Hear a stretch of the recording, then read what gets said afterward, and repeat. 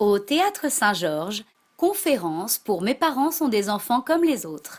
Donc merci d'être venu à cette présentation de notre prochain spectacle qui s'intitule Mes parents sont des enfants comme les autres, qui démarre donc le 18 septembre avec l'auteur et metteur en scène Renaud Meyer, dont vous avez certainement vu la pièce Zelda et Scott qui se joue au Théâtre La Bruyère.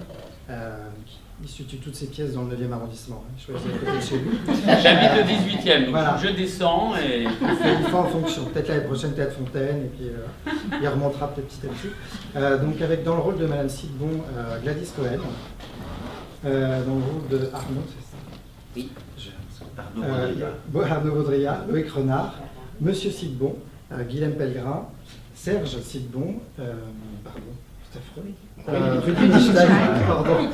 Non mais je l'écris tous les jours, c'est pour ça. Et Monsieur Baudrillard, donc José Paul. Voilà, donc on va laisser à Renaud présenter sa pièce. Comment c'est venu, d'où, quand, il y a combien de temps, voilà. Comment tout ça a démarré. C'est une question ça. Comment tout ça s'est fait en fait. Comment tout ça s'est fait D'abord, il m'a rencontré. Voilà, j'ai rencontré Gladys. Il faut vraiment faire une pièce avec cette femme formidable. Non, j'ai beaucoup travaillé pour la radio, pour Radio France. Et mon producteur, Patrick Liégibel, un jour m'a dit, écoute, j'aimerais bien que tu nous écrives, entendez pour les auditeurs, quelque chose d'utile. Utile pour l'auditeur, quelque chose qui nous serve à tous et qui fasse un peu, qui nous aide à comprendre un peu les rapports qu'on peut avoir entre les parents, les enfants. Écris-nous quelque chose d'utile. Donc j'ai écrit une fiction radiophonique qui durait 20 minutes et je me suis dit oui, je vais essayer de parler de mon adolescence. Plus fort, Renaud. Je vais essayer de parler de mon adolescence et de ma rencontre avec la personne qui est restée mon meilleur ami, Serge Sidbon, joué par Rudy Lichtenstein. Voilà, quand j'étais adolescent, j'ai rencontré ce garçon dont les parents étaient juifs tunisiens.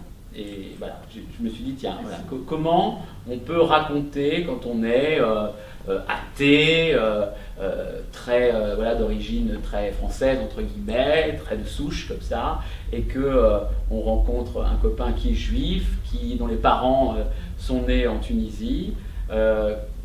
Voilà, comment ça se passe. Et moi, adolescent, quand j'ai rencontré ce garçon, j'ai été tout de suite, il y avait déjà 4 garçons, dans la famille, je suis devenu le 5e garçon de la famille et j'ai commencé à faire des shabbats avec eux, à partir en vacances avec eux à Juan-les-Pins, en Espagne, etc. Et à être le goy intégré dans la famille. Et je me suis dit, tiens, peut-être faire quelque chose avec ça, peut-être que c'est utile aux autres de raconter ça. Et voilà, je suis parti dans cette petite aventure qui durait 20 minutes pour la radio. Et puis, quand on l'a enregistré, j'ai vu que qu'il y avait un intérêt pour notamment les comédiens qui avaient joué la fiction. Et dans cette fiction radiophonique, il y avait Gladys Cohen qui faisait déjà partie de la fiction. Et on m'a dit, mais pourquoi tu t'en ferais pas quelque chose de plus long, voilà, pour le théâtre. Et je me suis mis à écrire la pièce. Et voilà, j'ai fait une première version et ensuite je suis allé voir José Paul.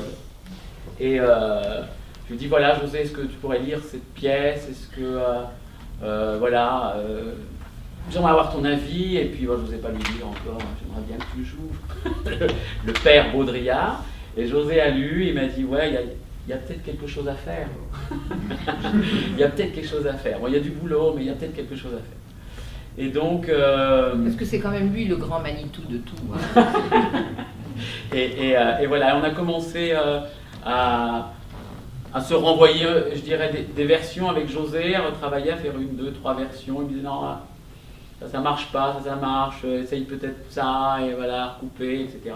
Puis on a avancé, et puis quand ça a été prêt, on s'est dit, tiens, faisons une distribution avec Gladys et avec voilà les autres comédiens qui, au fur et à mesure, se sont greffés sur l'aventure. Il vous manque Madame Baudrillard, là, ce Il soir. nous manque Madame Baudrillard ce soir. Voilà, qui est Marie Marie Montoya.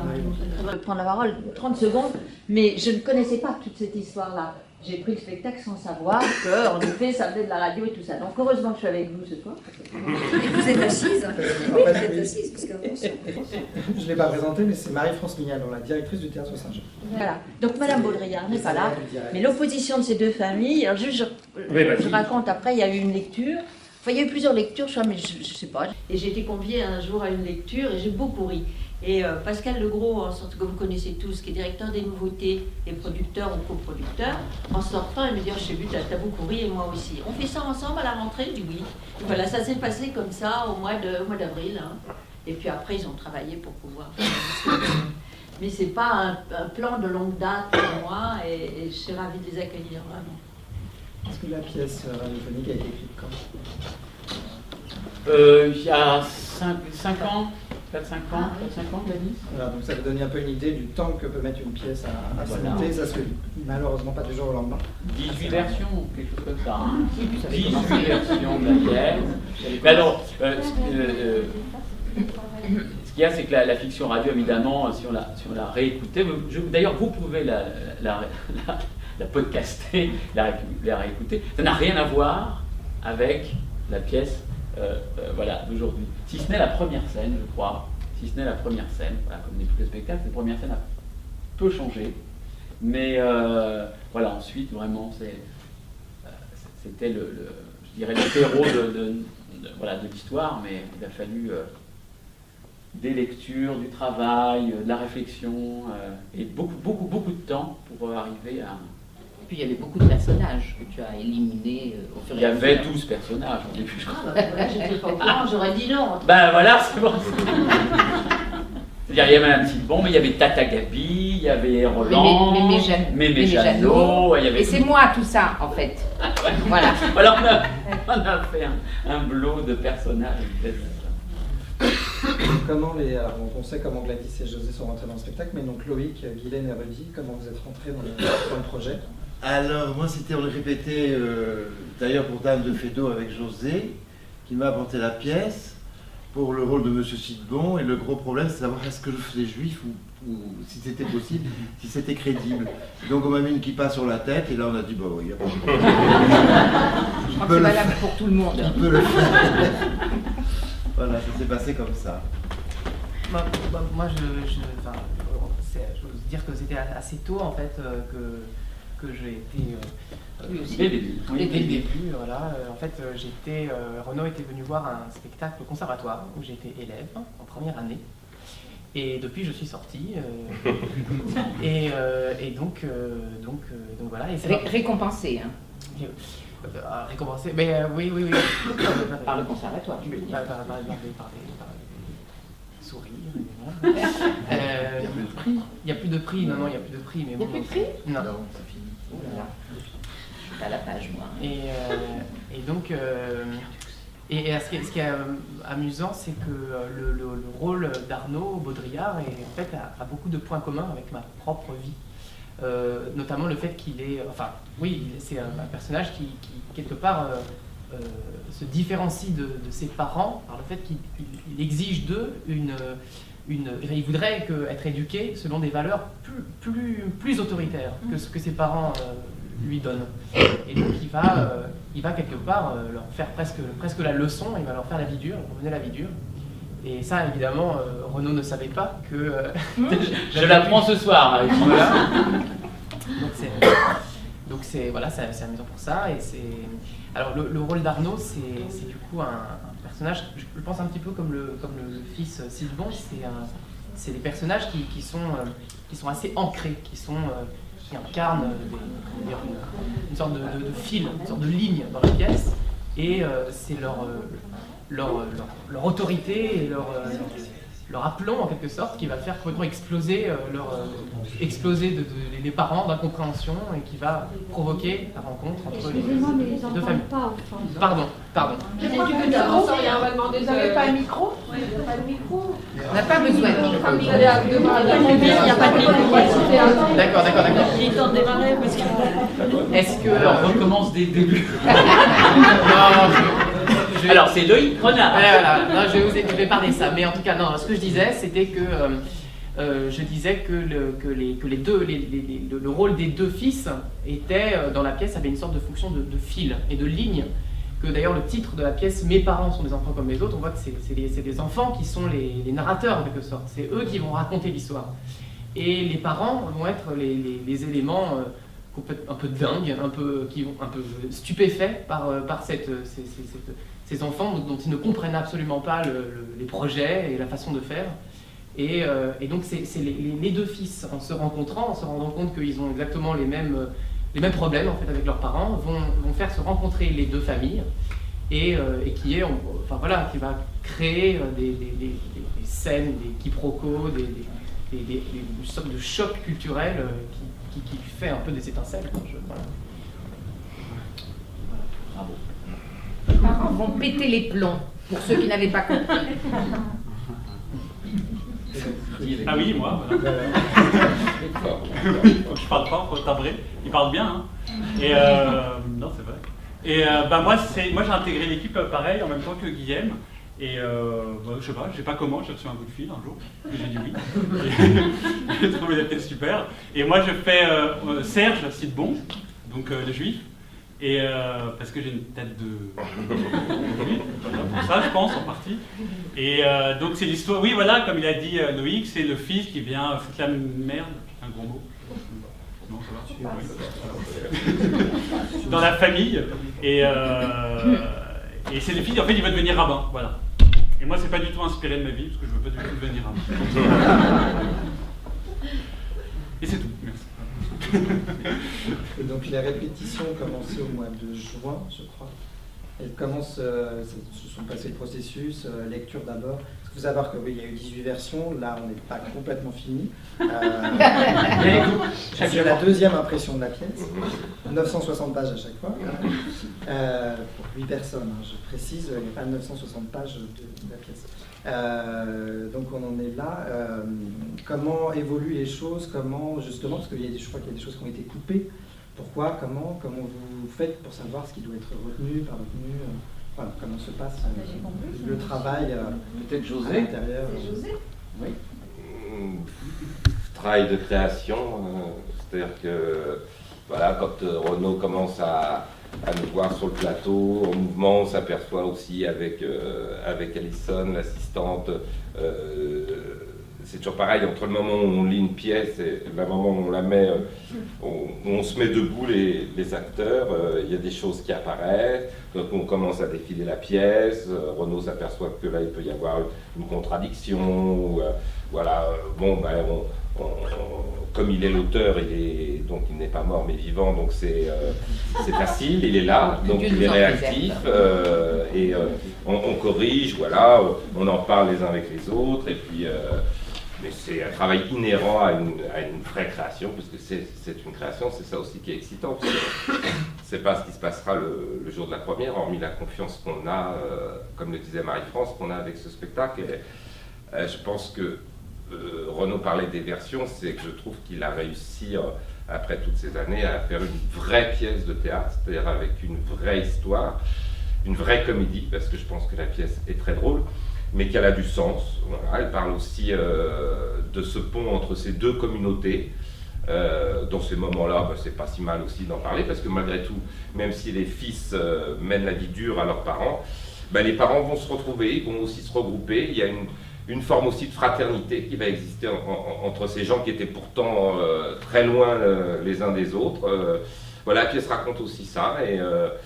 Et puis après, il y a un décor, il y a l'enchaînement des scènes, il y a tout ça, donc qui fait que, non, là, il faut changer une petite chose, là, voilà, c'est pour ça qu'on t'a mis mon pauvre Adrien, il faut retaper la pièce, mais enfin, détail, mais globalement, on va étonner que 95% de la pièce, elle est figée en l'air. Oui, voilà, après, c'est aussi l'esprit de Renaud, perfectionniste, qui veut que ça soit, et puis pour nous tous, de toute façon, voilà, le but aussi, c'est de se dire que le jour de la première, on a un spectacle rond, efficace, et puis c'est agréable. Ça peut aussi bouger après. Non. Pas pour José. Non, je déteste ça. Pour moi, un spectacle est prêt, il doit être prêt à la première. C'est pas... Après, la seule chose qui bouge, c'est le public. Parce que le public va être, donc en l'occurrence là, notre 7e partenaire. Donc évidemment, on va tenir compte du public. Voilà, mais après, ce sont des détails. Quand l'évolution d'un spectacle, elle se fait à travers le public. Mais c'est quand même très agréable que les gens qui ont payé à la première représentation voient un spectacle fini. Bien sûr que le spectacle va s'arrondir, mais entre être arrondi et pas prêt, il y a quand même, voilà. Et, moi, je suis très attaché au fait qu'à la première, on soit parfaitement. Enfin, nous sommes tous. Je crois qu'on est tous sur la même longueur d'onde. Voilà, on a très envie. C'est pour ça qu'on travaille tous les jours d'arrache-pied pour être prêt le 18. Quoi. Amen. Et qui peut, parce qu'en fait, tout le monde, je ne sais pas si vous avez bien compris la situation, qui peut résumer en fait la pièce? Parce que vous avez vu, alors c'est bien deux familles, la famille Sidbon et la famille Baudrillard. Je ne sais pas si c'était très très clair de comprendre, en fait, même si les parents pètent les plombs et tout ça, de bien expliquer qu'est-ce qui se passe véritablement. On va peut-être pas dévoiler toute l'histoire, mais en tout cas, oui, on est dans une famille qu'on pourrait qualifier de bobo, on a dit, hein, c'est-à-dire c'est des gens athées, parisiens, un peu, on dirait, branchés, ils ont envie de faire la fête, ils ont envie de s'amuser, ils ont envie de voir leurs copains, etc. Et un petit peu post-68 art. Oui, il y a de la place. Il y a un vieux reste, oui, voilà. Il y a quand même un vieux reste qui est très présent. Ce qui rend hystérique du reste mon fils. Voilà. Et comme tous les ados d'ailleurs, post-ados, ils sont en opposition avec ses parents, et lui, il a envie de choses très carrées, voilà ce que disait Loïc, quoi. Et donc... on est dans un rapport conflictuel déjà entre un fils et ses parents, voilà. Sauf que le rapport est inversé. En général, on demande à ses enfants de faire ses devoirs, d'aller se coucher, de ne pas regarder la télé, de ne pas jouer aux jeux vidéo. Là, c'est un peu le contraire. Voilà, lui, il aimerait bien, lui, il passe son temps à bosser, il se couche à 10h, le matin, il fume pas, il boit pas, il fait pas la fête. Voilà, il installe une espèce de, une chape de plomb quand même dans cette famille. Il est le père la rigueur, quoi. Et nous, on est un peu les fêtards, voilà. Donc on se fait un peu taper sur les doigts. Donc on a cette famille-là, donc qui est posée, donc qui est la famille Baudrillard. Et on va passer ensuite, on va basculer avec la famille Sidbon, donc une famille juive. Parce que Arnaud va... Oui, Arnaud, donc, c'est lié d'amitié avec le fils Sidbon, voilà, donc il part chez eux. Et là, on retrouve le même système, c'est-à-dire une famille qui est un peu très loin, enfin, qui est un petit peu... S'arrange avec la religion. Voilà, s'arrange avec la religion. Mais pas lui. Voilà, et là aussi, on retrouve le même contexte, quoi. Donc c'est lui qui fait la guerre à ses parents, aux grandes dames de ses parents, donc c'est là où la pièce est amusante, et puis voilà, et puis il va y avoir un pont qui va se faire entre ces deux familles. Sous l'œil pétillant et amusé de son copain, bien sûr. Évidemment. Qui jubile de voir que ça se passe aussi comme ça là-bas. Et voilà, et après, voilà. Après, il se passe des choses. Mais oui. Ils vont se réunir et tout ça va éclater dans tous les sens. Voilà. Ah, on a bien résumé. Je pense que c'est tout à fait clair. Est-ce que vous avez parlé de Marie? De Marie Montoya, on n'en parle pas. On est très déçus par Marie. Si on en parle, on va dire du mal, elle n'est pas là. Donc on n'en parlera pas. Je dévoile que c'est ta femme. C'est ma femme. C'est pas moi qui l'ai voulu. Ça a été imposé. Voilà. Ben Marie, on la connaît parce que voilà, elle a construit avec, évidemment, avec Renaud, un personnage de,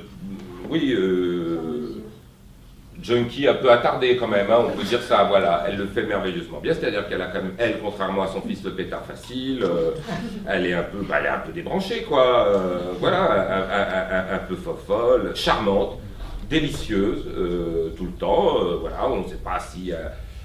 elle fume même après le petit déjeuner, on va dire. Hein. Elle peut commencer, donc elle est un peu dans son monde. Même avant. Oui, même avant le petit déjeuner, voilà. Et donc, voilà, elle est... Elle cultive sur son balcon. Et combien ça dure la pièce, Renaud 15 heures. On n'a pas encore. 1h30, 35. C'est vrai? Sans entracte, évidemment. Oui, sans entracte. Le village qu'on avait fait, c'était 1h40.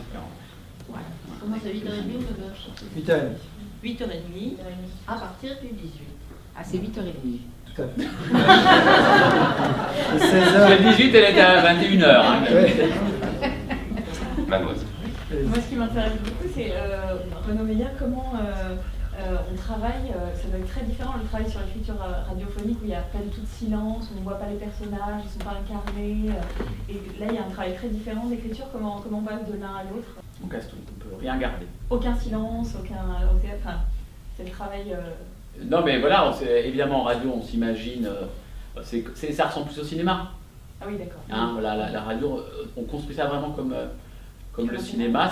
On n'a pas besoin en radio d'action. On peut tout à fait être sur la parole et grâce au bruitage, sur l'image imaginée, on va dire. Alors qu'au théâtre, on doit tout le temps être dans l'action. Voilà. Et pour vous assurer de ne pas ennuyer l'auditeur, vous faites plein de relectures pour voir comment les gens réagissent en général, je le lis à moi. En écrivant? Je le joue en écrivant. D'accord. Mais pour le théâtre, c'est pareil. Et puis après, je me fais une lecture tout seul comme ça. Et puis on voit. Après, de toute façon, il y a des filtres comme au théâtre. Hein, c'est le filtre du producteur qui lit, le réalisateur accepte ou n'accepte pas de le mettre en ombre. Donc voilà, comme ici. Et pour arriver à la mise en scène, c'est encore une autre casquette. Ça s'est fait naturellement. C'est-à-dire, moi, je suis comédien, donc quand j'écris, je pense plus à la mise en scène d'ailleurs, plus les images tout de suite, et puis et les situations, et j'essaie de mettre des mots dessus, que d'être sur les répliques. Donc il y a un truc assez naturel, voilà, qui se met en place pour moi dans les images qui viennent sur la pièce. Et puis après, j'essaie de faire, quand je mets en scène, l'inverse de ce que j'ai écrit. De toujours être un peu aller contre ce qui est écrit, ce qui à la fin le met plus en évidence, mais voilà, de pas toujours essayer de jouer comme c'est écrit, essayer de trouver plutôt les situations qui au départ, et puis parfois il y a des situations qui sont totalement qu'on soupçonnait pas, quand on a le texte, tout d'un coup ça jaillit tout seul, quoi. Et c'est ça qu'il faut essayer d'aller chercher quand j'ai l'impression, hein, quand on met en scène. C'est plus facile, je pense, pour un metteur en scène qui a, enfin, un travail, mais un metteur en scène qui n'a pas écrit, il va faire naturellement ça, que l'auteur qui écrit, qui va mettre en scène, de façon un peu naturelle, il va chercher à le mettre, voilà, peut-être à le mettre debout, comme il l'a écrit. C'est souvent, enfin, quand ça ne marche pas, je pense que c'est ça qui se passe. Donc, il faut être assez vigilant, je pense, quand on met en scène un texte qu'on a écrit. Et quand vous écrivez la pièce, est-ce que vous pensez tout de suite à certains comédiens ou c'est dans le cadre du casting que vous sélectionnez les comédiens? C'est variable. Non, parfois on pense à un acteur et puis parfois pas du tout, c'est un personnage et après on rencontre les gens et ça les incarne. Et puis c'est vrai que sur cette pièce il y a eu et c'est des beaux moments aussi tout d'un coup les acteurs ils ont une telle personnalité, une telle force qu'ils imposent quelque chose au personnage. Il faut essayer tous autant qu'on est de spectateurs de ça, c'est-à-dire le metteur en scène, l'assistante, déco et autres, et producteurs et autres, essayer de se dire ah oui, il apporte vraiment quelque chose de très original, il faut essayer de tirer la pièce pour que ça voilà, ça prenne une autre couleur. Les acteurs apportent vraiment tout d'un coup une couleur au personnage. Je ne suis pas étonné d'entendre Renaud dire qu'il joue son texte en l'écrivant parce que on se rend bien compte, nous, enfin les comédiens, en le travaillant, qu'il est très bien pensé oralement. Qu'il est pensé oralement même d'ailleurs. C'est-à-dire que ce sont des phrases qui sont vraiment, qui sont bien respirées, qui rythmiquement correspondent à ce qui doit être dit, ce qui doit être ressenti à ce moment-là. Et parfois il y a des auteurs qui sont très, comment dire, qui sont détachés de ça, et d'autres qui ont la qualité justement d'être, voilà, Renaud est comédien, donc c'est une évidence, quoi, ça se ressent. Et donc voilà, c'est pour nous un plaisir particulier comment dire, que nos répliques, notre texte nous viennent, on le prend de façon avec une certaine évidence, quoi. Même si ce qu'on joue peut être déjanté, peut être un petit peu inattendu, etc. Il n'empêche que la façon dont c'est mené, comment dire, il y a quelque chose d'assez aisé en fait dans cette prise de parole, quoi. Donc voilà. Oui, le plus difficile, je pense, par rapport à la radio, c'est aussi peut-être de rajouter le mouvement, jouer sur une scène, quoi, en fait. C'est ça aussi le plus difficile pour les pétons radiophoniques. Il faut tout casser, enfin, si on prend le même texte, hein, en tout cas. Et de tous ces rôles, parce que vous avez quand même beaucoup de casquettes, auteur, comédien, metteur en scène, professeur aussi de théâtre, quel est celui dans lequel vous vous sentez le mieux, le plus à l'aise? La question piège. Ouais. Non, moi je vais vous dire, ce que j'adore, moi, c'est d'être là à votre place et de les voir sur scène et tout d'un coup, quand ça fonctionne. Alors là, je jubile, voilà. C'est mon rôle préféré. José, toi qui es metteur en scène aussi, est-ce que c'est une question primaire, mais je vais la poser quand même. Est-ce que c'est gênant ou est-ce que c'est difficile de travailler avec un autre metteur en scène en tant que comme ça à ce moment-là, pour cette situation-là, dans cette. Ah non, tu t'effaces derrière. C'est pas difficile, mais c'est non. Non, ça serait pas juste. Non, mais l'avantage c'est que Renaud, c'est pas quelqu'un que je découvre. Oui. Voilà, on se connaît et puis on a travaillé sur la pièce, sachant qu'on a travaillé, moi je n'ai fait que parler. Oui. C'est lui qui a écrit la pièce lui appartient à 100%. Mais on a beaucoup travaillé, on a beaucoup parlé, on s'est beaucoup vu, on a fait toutes ces lectures, donc il y a un postulat, et puis on se connaît bien depuis des années, donc c'est pas la même chose, je veux dire, on communique, il n'y a pas de... Voilà, donc cet après-midi justement, moi j'étais sur un problème de décor, on en parle, on en discute, chacun avance, mais c'est presque, je dirais, je parle presque du cadre, de l'enveloppe, parce que sur le contenu, à savoir sur la pièce, et sur ce qu'il nous demande de faire sur scène, non, parce que je pense que c'est d'une parfaite justesse. Et puis, Loïc a dit une chose très juste aussi, c'est que c'est écrit pour des acteurs. Et ça, c'est déjà, pour moi, c'est presque essentiel, capital. C'est plus difficile, on sait, on a tous joué des pièces parfois un peu littéraires, on doit lutter contre ça. Là, c'est vrai qu'il y a quelque chose de l'ordre du... C'est le tapis rouge. Voilà. Après, en effet, il y a les actions de Renaud. C'est vrai que c'est le seul auteur qui méprise sa pièce à ce point-là en répétition pour dire non, mais jouez pas les mots, non, la pièce c'est pas bien, non, faites ce que je vous demande. Voilà, c'est assez rare quand même d'entendre ça, et il nous le fait souvent, il l'a dit tout à l'heure, mais non, il n'y a pas. Comme je lui dis, quand je lui dis des choses, il n'empêche, c'est sa pièce et sa mise en scène. Mais on communique, et les uns et les autres, pas que moi. C'est-à-dire, parce que Renaud, comme ces gens avec qui on aime travailler, c'est que Renaud est quelqu'un d'ouvert, il entend même le travail qu'il fait aussi avec son assistante, Alison, qui a aussi une part importante, qui donne son point de vue, voilà. C'est lui qui a les clés du camion, mais on est tous dedans, il le sait, il y a aussi il y a un partage. Et puis c'est comme ça aussi qu'on avance. Je pense que le metteur en scène, je sais, je peux en parler, mais le metteur en scène qui dit c'est comme ça et puis c'est tout, c'est pas souvent aussi productif qu'on pourrait le penser. Moi, je vois aussi dans mon travail, même parfois, ça peut être mon décorateur qui me dit, là, je comprends pas très bien ce que tu as voulu faire, on en parle, on discute, et c'est pas parce que c'est mon décorateur qui me dit ça que c'est pas essentiel pour moi. Et Renaud, je l'ai vu là, même cet après-midi, travailler aussi avec le décorateur qui était là, qui donnait aussi son avis. Enfin, voilà, ça c'est ma famille, où tout le monde parle, tout le monde discute, tout le monde échange, et in fine, c'est Renaud qui prend la décision. C'est le point final. Mais, et puis tout ça aussi mature. C'est-à-dire qu'il est arrivé qu'on se soit dit des choses à une répétition, qu'on s'est dit non, enfin, on est un peu resté sur nos positions, et le lendemain, il y a eu une évolution, ou de l'un ou de l'autre. C'est ça aussi, c'est un travail de maturation, hein, les répétitions. Ce que disait Adrien très justement, on a démarré à répéter en juin, et ça a une importance. C'est que c'est bien de travailler sur le long terme.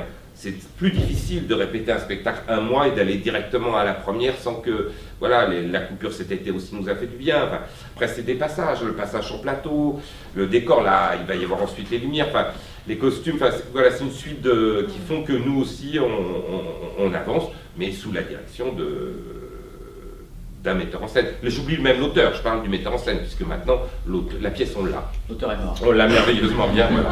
Et Renaud a vraiment enterré l'auteur. Donc, voilà.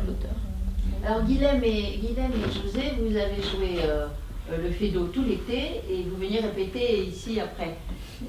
Ou avant. Enfin, sauter de l'un à l'autre, c'est aussi facile que ça? On ne refera plus jamais ça. Ah. Merci, c'est ce que je voulais savoir. On est formel, Guilhem et moi, on n'a pas pris de vacances, non, c'est un cauchemar. Oui, moi c'est la première fois que je fais ça, je trouve ça vraiment fatigant. J'admire les acteurs qui tournent dans la journée une télé ou un film et qui vont jouer le soir. Je ne sais pas comment ils font. Bon, on jouait Feydeau aussi, hein, toi par exemple, qui est très particulier. Et puis Feydeau, oui. Voilà, c'est aussi. Le rythme est tellement important. Ouais, ça nous fait beaucoup d'énergie, mais bon. Ah non, mais le rythme est toujours important parce que cette pièce. Et moi, je sais que j'ai besoin d'une période de quelques heures avant de jouer, l'énergie monte, etc. Il y a une sorte de rituel dont j'ai besoin et donc, oui, j'aime pas trop ça, mais on l'a fait. Et on le reprend plus. Concernant la critique, non, mais vous attaquez un genre qui n'est pas facile, la comédie, et en plus l'humour communautaire. C'est quoi l'humour communautaire? Voilà, c'est exactement ça. Non, je veux dire, est-ce que vous êtes inspiré d'auteurs, de créations, de comédies là, actuelles, autres que La Vérité si je mens? Je pense que je vais répondre une seconde et après tu diras ce que tu veux. Non mais il n'avait pas besoin de s'inspirer, il est né, enfin je veux dire son adolescence, il a passé sa vie avec des juifs tunisiens, ce qui n'est pas mon cas. Il n'y a pas les Tunisiens, toi? Je ne veux pas dire ça, parce qu'après on va me... Et donc, non, ce qui est extraordinaire dans cette pièce, parce que moi j'en ai joué évidemment des rôles de juives, de mères juives, et oui, avec justement comme vous dites, l'humour communautaire.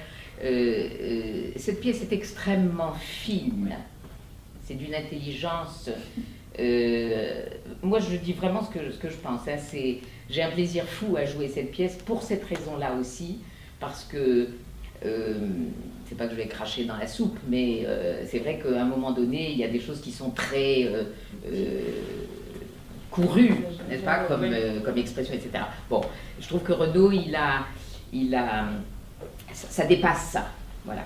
Donc je vous engage vivement à venir voir ça, parce que c'est magnifiquement écrit, il y a beaucoup de rythme, c'est très, d'ailleurs pour moi qui suis musicienne d'origine, puisque je suis violoniste et cantatrice d'opéra, pour moi c'est comme une partition, et c'est vraiment comme ça que je le ressens, c'est-à-dire qu'il y a une tension qui est depuis le début jusqu'à la fin, qui ne s'arrête jamais, et c'est toujours comme ça dans la musique, même dans les silences, et c'est pour ça d'ailleurs que c'est très difficile. Là oui, on va y arriver. Mais c'est très très beau, vraiment. Et c'est pas la communauté juive comme on a l'habitude de l'entendre.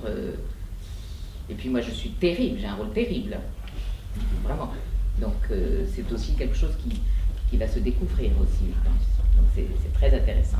Est-ce que dans cette pièce il y a un témoignage? Est-ce qu'il y a un message justement que vous glissez. Je crois que là, on a tout explosé, tous les canons de... non, il n'y a pas de message. Je crois pas qu'il y ait de... Je sais pas. De toute façon, c'est toujours très difficile. Je pense qu'ils en parlent chacun beaucoup mieux de la pièce que moi je pourrais en parler, je crois, parce que ils la vivent. Là, ils commencent à la vivre, ils commencent à la... Elle leur appartient. Enfin, je dis ça vraiment sans... Ils ont pris la pièce, ils ont pris les personnages, elle est à eux, donc vraiment je pense que c'est vous qui en... Il y a une empathie, parlez le mieux. C'est une des grandes qualités, de toute façon, dans l'écriture, que ce soit au théâtre, au cinéma, il y a une véritable empathie de l'auteur pour ses personnages. Et nous on le ressent, c'est-à-dire qu'il n'y a pas un personnage dans la pièce où le public n'aura pas naturellement une sympathie, c'est-à-dire que les uns et les autres, ils sont touchants dans leur façon d'être les uns avec les autres. Et pour moi, c'est aussi la qualité de la pièce. Pour revenir à ce que disait Gladys, justement, la communauté, elle est éclatée par ça. On voit plus des êtres humains, je pense que c'est ce qu'a voulu vraiment dépeindre Renaud. Et ça, par contre, je le ressens en plus avec des vraies frictions, avec des oppositions, mais cette empathie, elle est là tout au long de la pièce. Je pense qu'il n'y aura pas un personnage de cette pièce qui ne sera pas, qui sera pas aimé par le public. Enfin, voilà, ça c'est, pour moi, même en tant que metteur en scène, c'est une grande qualité chez les auteurs, quand tout d'un coup, voilà, ces personnages ne sont pas aussi manichéens qu'on pourrait le penser. Oui, parce que c'est aussi, bon, il y a le folklore, évidemment, le folklore bobo aussi, d'ailleurs. Pareil. Folklore bobo et folklore juif séfarade. Mais je crois qu'effectivement, on dépasse ça. Oui. Ça parle peut-être plus du rapport parent-enfant. Et je crois, on s'en aperçoit en avançant, on commence à s'en apercevoir. On se disait, oui, ça parle aussi peut-être de la solitude des gens et de la solitude des gens dans leur certitude.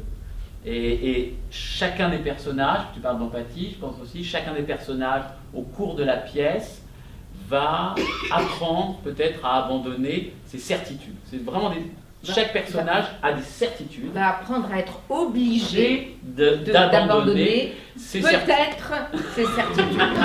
Voilà, exactement. À abandonner peut-être ses certitudes, qu'elles soient religieuses, sociales, voilà, et face à la communauté, face à... Voilà. Non, c'est très intéressant. Je pense que ça va questionner pas mal de gens parce que on vit un peu dans toutes ces questions-là en ce moment. Bien sûr, et tout ça à travers en plus le regard à la fois cruel et tendre des enfants, mais ils sont terribles tous les deux. Oh là. Pas cruels ou pas. On regrette de les avoir mis au monde. Et du coup, il y a certains personnages qui passent de chrysalide à papillon. Oui. Avec certaines prises de conscience. Exactement, oui. Qui se mettent à vivre pleinement. Tu penses à qui? Et puis c'est drôle, hein, surtout. Il faut le rappeler, c'est important. Oui, c'est très vrai. Vous riez beaucoup dans les répétitions? Non. Non. Non, très rarement. Si Renaud peut me faire plaisir. Voilà. Oui, mais Gladys, tu ris tout le temps, ça n'a rien à voir. Voilà. Gladys, c'est une bonne nature, mais non, c'est normal. Évidemment, il y a des choses parfois qui nous amusent, mais non, on est dans... Et puis là, maintenant, ça se resserre. Ah oui. Donc, on rit beaucoup voilà. moins. Mais ça n'empêche pas qu'entre nous, on est... mais dans le travail, vraiment dans le travail, non. Et puis maintenant, on connaît trop la pièce, on n'est pas surpris comme on a pu l'être, ce qui est normal. Encore des choses nouvelles, mais... Quand même. Mais moi, bon. je continue toujours de rire quand j'entends certaines... Non, oui. non, c'est toujours... Ça m'étonne toujours. Je suis toujours... et j'en suis ravie d'ailleurs parce que ça veut dire que ça fonctionne. Parce qu'au bout de... Vous savez, quand vous répétez, à un moment donné, ben non, ça fait toujours rire. Bon, mais c'est peut-être ma nature. Non, mais c'est vrai aussi qu'on a plaisir. Moi, cet après-midi, je voyais votre scène, j'avais plaisir à la regarder. Non, c'est vrai. Voilà. Mais entre le plaisir et de se dire, ah, c'est chouette, et de rire à gorge déployée, non. Voilà. Ça, on rit moins. Voilà. Mais on a ri. Ça sera à vous de rire maintenant. Voilà. Merci à vous. Mais merci à vous. D'avoir été présent. Je vous invite à rester juste 5 minutes encore.